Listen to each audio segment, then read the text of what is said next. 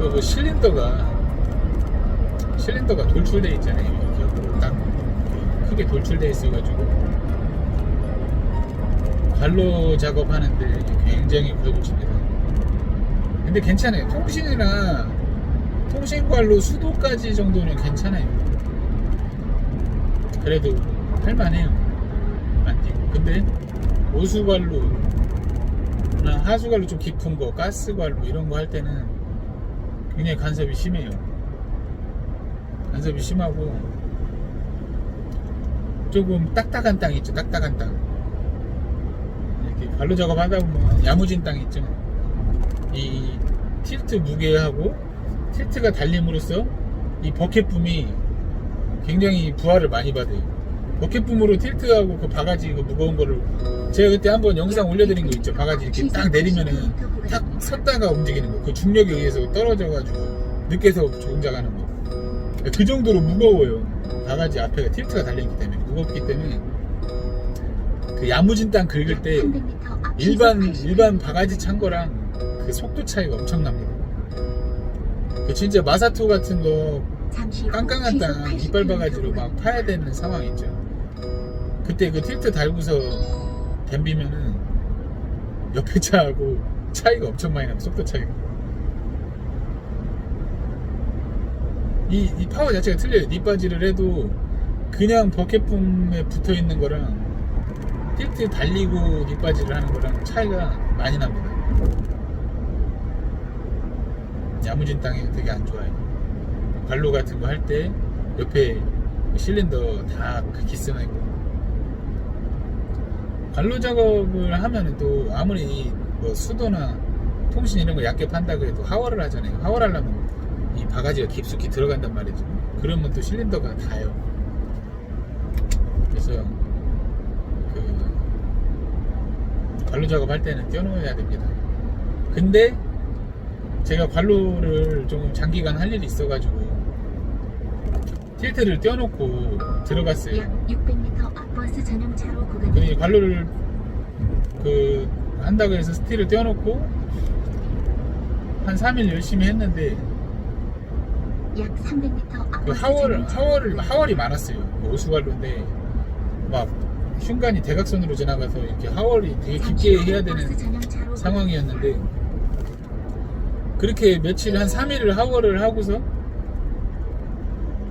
그 흙이 이제 막 여기 막 그 기존 링크에 흙이 많이 차잖아요. 근데 저희 링크가 일반 링크랑 틀리게 스틸 링크가 조금 생긴 게 좀 독특하게 생겼어요. 근데 흙이 채이면 요 앞에 안전핀 락이나 그 안쪽으로 흙이 들어가는데 그게 그렇게 흙이 들어가면 오작동을 해요. 그 흙을 최대한 안 들어가게 써야 돼요.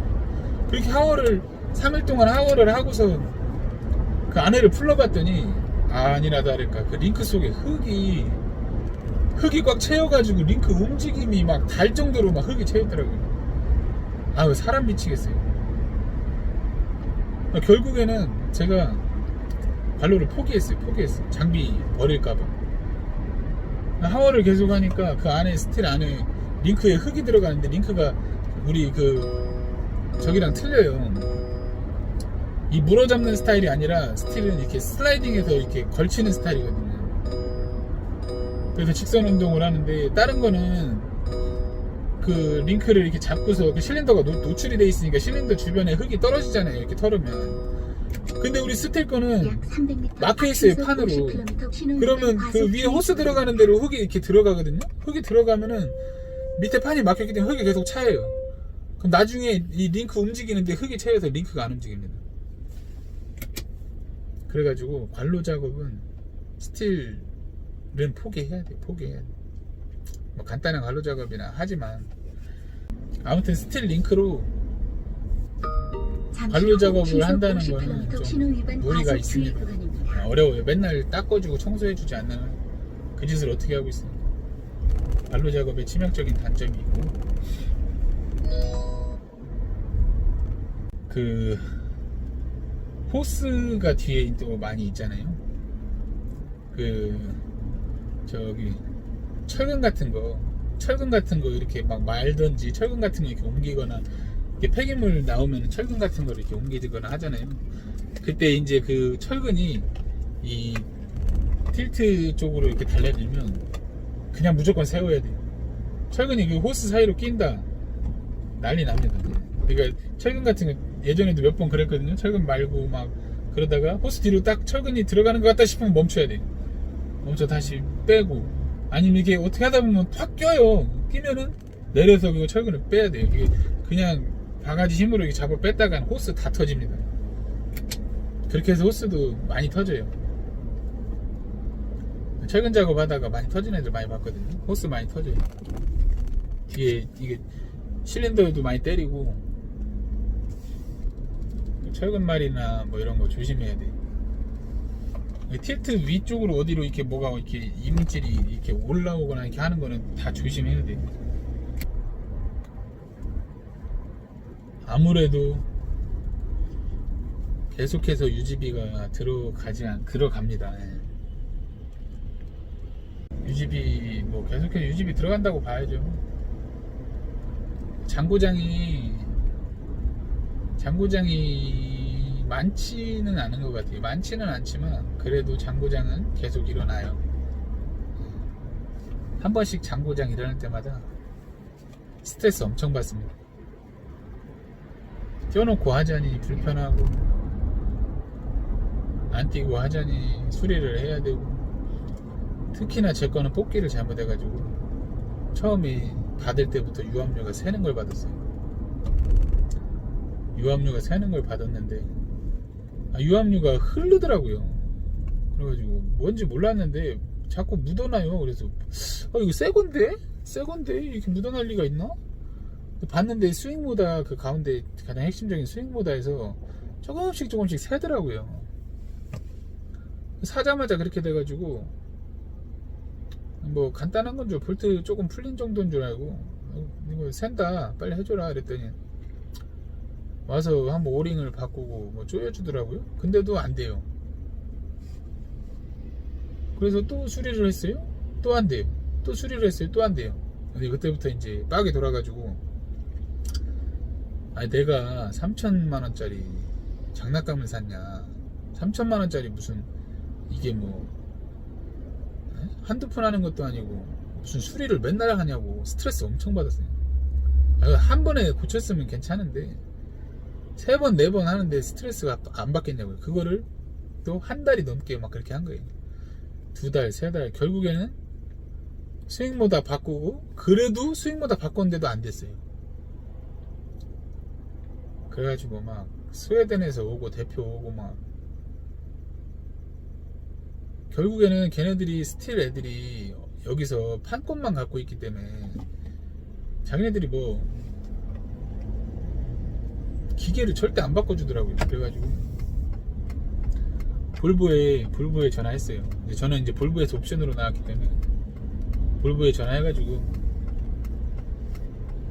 막 진짜 쌍욕했어요. 쌍욕해가지고 한두 번 얘기해서 들어주는 게 아니라 그거를 몇 개월을 내가 스트레스 받는데 잠도 못 잤어요. 진짜 스트레스 받아가지고 볼보에 막 쌍욕하고, 당신네들 사람을 어떻게 이렇게 우습게 보냐, 내가 지금 먹고 사는 것 때문에 일하느라고 못 가는데 나 일 여기 내일 이제 끝나면 볼보 가가지고 내가 차 세워놓고 불을 지르든 망치로 때려 부시든 길 막아놓고 니네 출근 아무도 못하게 할 테니까 똑똑히 들으라고, 녹음해놓고 경찰에 신고를 하든 니들 맘대로 하라고. 진짜 얼마나 화가 났으면, 제가 원래 그렇게 막 화를 잘 내는 성격은 아닌데, 아니 새 거를 샀는데 사자마자 새 거를 몇 개월을 질질 끌고 안 고쳐주고, 고쳐도 계속 이상이 있으면 새 거로 바꿔줘야 될 거 아닙니까? 저는 절대 안 바꿔주더라고요. 그래가지고 불질러 버린다고 막 진짜 협박을 했어요. 협박을. 진짜로 제 마음이 어땠냐면, 진짜 장비 끌고 가서 그 볼보 본사 입구 막고서 아무도 못 들어가게 하려고 했어요. 진짜로.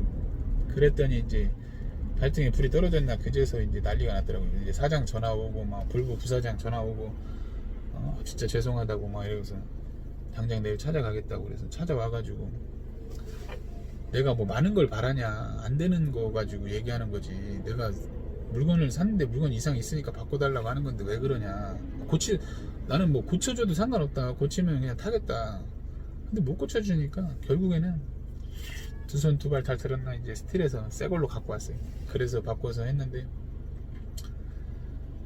그거 새 걸로 바꿔 왔는데도 그냥 마음이 이제 포기해지더라고요. 포기해져가지고 조금씩 떨어요. 이렇게 스윙 그쪽에서 조금씩 떠는데 그런 건 그냥 일부분이니까 안고 갑니다. 그냥 안고 가. 조금씩은 다 그 틸트 쓰는 분들이 조금씩 안고 가는 부분들이 있는 것 같아요. 크게 이상 없음. 왜냐면 너무 AS도 어렵고 좀 포기하게 되는 면들이 많이 있습니다. 그래서 이 틸트가 너무 불편한 점들이 이제 좀 있으니까 상차할 때도 좀 무게감 때문에 좀 불편합니다. 상차할 때도 가볍게 이렇게 안 돼요. 조금 이렇게 좀 묵직하게 이렇게 오니까 그것도 좀 불쾌한 느낌이 있어요. 상차할 때도.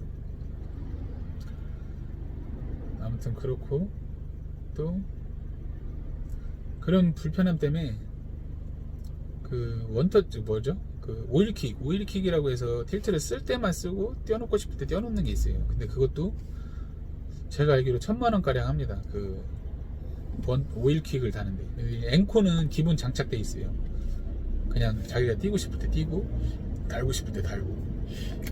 근데 그게 비싸고 일단 1000만원 가까이 하니까 너무 비싸잖아요.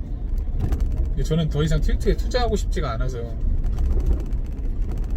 그게 안 돼서 그 지오핏이라는 걸 달았어요. 지오핏도 그것도 한 250만원 정도 합니다. 230만원인가 했어요. 근데 그래서 지오핏을 달면 그게 원터치거든요. 근데 기존 원터치는 이게 압이 차요. 뭐 이렇게 압이 안 찬다고 해서 사와도 압이 차더라고요.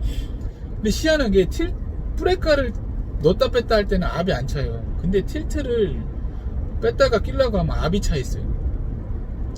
그 압을 빼는 방법으로 이제 시동 끄고 키 온에다 놓고 집게로 바꿔서 압 빼고 이렇게 해서 끼면은 껴질 때가 있어요. 압이 안 찰 때가 있는데 그것도 5번에 한 번 정도는 그렇게 해도 압이 찹니다.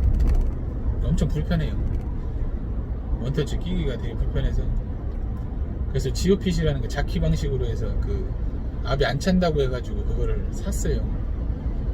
스틸에서.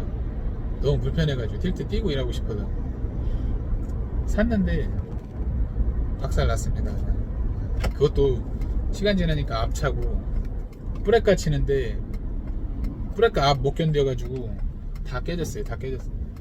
그 안에 다 터져가지고 위험률 세고 제가 하필 또 겨울에 일 안 할 때 한 번 일이 잡혀가지고 되게 오랜만에 일을 가는데 정신을 못 차리고 비싼 옷을 입고 갔어요. 그 잠바, 겨울 잠바 70만원짜리를 입고 갔는데 그날 유압류 그 지오핏이 터져가지고 70만원짜리 옷 다 버렸습니다. 그래가지고 물어달라고 했어요. 스틸에 70만원짜리 옷 물어달라고. 물어주겠습니까? 안 물어주더라고요. 그래서 그 지오핏에 대해서도 물어달라고 했는데 그것도 역시 안 물어줍니다. 반품이라는 건 없대요. 그래서 진짜 그 뭐 이런 얘기 하면 어떻게 들릴지 모르겠지만 스틸에 너무 많이 기어가지고 사람이 포기하게 되더라고요. 그래서 그냥 포기하고 이거 나 수리도 몇 번 받았어요. 몇 번 받았는데도 안 되니까 브레이크 압을 못 견뎌요. 제가 본 결론은. 그래서 이거 지오핏 내가 부가세까지 한 250만원 줬는데 이거 그냥 가져가라고. 그냥 가져가서 쓰든지 말든지. 나는 이거 뭐 어차피 다 떼어놓고 못 쓴다. 못 쓰니까 돈을 주든지 말든지 이거 가져가시라고. 최대한 줄 수 있는 만큼 주되. 못 줘도 어쩔 수 없는 거 아니냐. 난 지금 안 쓴다. 떼어놨다. 그랬더니 조금 주더라고요. 반 좀 안 되게 주더라고요. 그러니까 이제 정내미가 틸트에 대한 정내미가 뚝뚝 떨어지고. 근데 지금은 이 현장은 좀 뭐라고 하죠?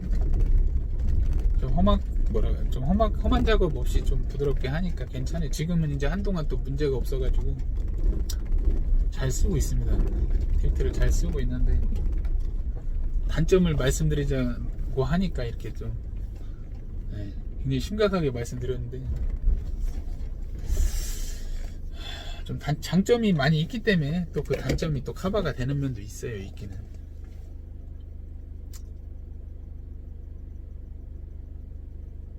그래서 그 뭐 얘기하다 말았죠? 틸트 원터치를 달면 좋은데 원터치를 달면 좋지만 그 원터치가 비싸다는 거. 비싸고 또 원터치를 달면 그 흙 담을 때나 이럴 때 그 자꾸 링크로 넘어오는 거 좀 조심해야 돼요. 왜냐면 아무래도 거기가 이제 그 유압 원터치 피팅이 자동으로 연결되는 부분이기 때문에 거기에 이물질이 끼면 안 좋기 때문에 조심히 써야 된다는 거. 그리고 장비 관리를 잘하는 사람이 아니면 그것도 좀 쓰는데 좀 제약이 있을 것 같아요. 저같이 좀 뭐랄까 관리 잘 안 하고 외관 잘 안 닦고 이런 사람들은 항상 체크를 하고 확인을 해줘야 그쪽에 유압류가 얼마나 묻어나는지 얼마나 새는지 이런 걸 알 수 있잖아요. 그것도 원터치 뺐다 꼈다 하면 유압은 묻어나는 건 어쩔 수 없다 그러더라고요. 그런 거 좀 잘 관리하시는 분 아니면 어렵고. 그러니까 원터치 그 오일킥 다는 것도 쉬운 얘기는 아닌 것 같아요. 그리고 또 저희 스틸 거 원터치 다른 그 오일킥 다는 사람 얘기를 들어보면 그 선이 굉장히 복잡하대요. 별로 좋지는 않다고 하더라고요. 쓰는 사람들은 잘 쓰는 사람들 물론 좋다고 하고. 그때 엔콘 걸 사자니 엔콘은 조금 무게감이 더 무겁다고 그렇게 들었거든요. 다음에 틸트를 달게 되면 그래도 오일킥으로 가지 않을까. 그래서 뭐 이런 단점들 때문에 제가 가끔 말씀드린 게 다음 차에는 틸트를 안 달고 한번 해보고 싶다고 하는데 글쎄 모르겠어요. 틸트에 완전 젖어 있는 상태에서 그냥 일반 바가지를 차고 일을 할 수 있을까 그것도 의문입니다. 그것도 걱정이고. 단점을 너무 심각하게 얘기했나요? 여러분들 그 단점을 알고 계셔야 될 것 같아요. 제가 이제 장점을 항상 말씀드렸으니까 그 장점만 보고 다들 막 달고 싶다고 하시는데 장점이 물론 단점보다 단점을 커버할 수 있을 정도의 장점이 있어요. 그렇기 때문에 다는 거지. 그런데 그 장점이 아무리 많다고 해도 이 단점을 모르고 다시면은 또 후회하실 수가 있으니까 단점을 좀 알아두시라고 이렇게 알려드려 봤습니다. 또 단점이 많이 있을 텐데 좀 너무 마음이 우울해져서 여기까지만 할게요. 또 쓰다가 또 단점이 있으면 단점이 많이 있는데 지금 막 떠오르진 않는데 그 여기까지만 하고 단점 자꾸 얘기하니까 우울해져서 장점도 많이 있다는 거 알아두시고 단점을 염두하지 않고 사시면 후회하실 수 있다는 거. 그래서 틸트 단점 여기까지 말씀드리고 저는 또 일하러 가보겠습니다. 바이바이.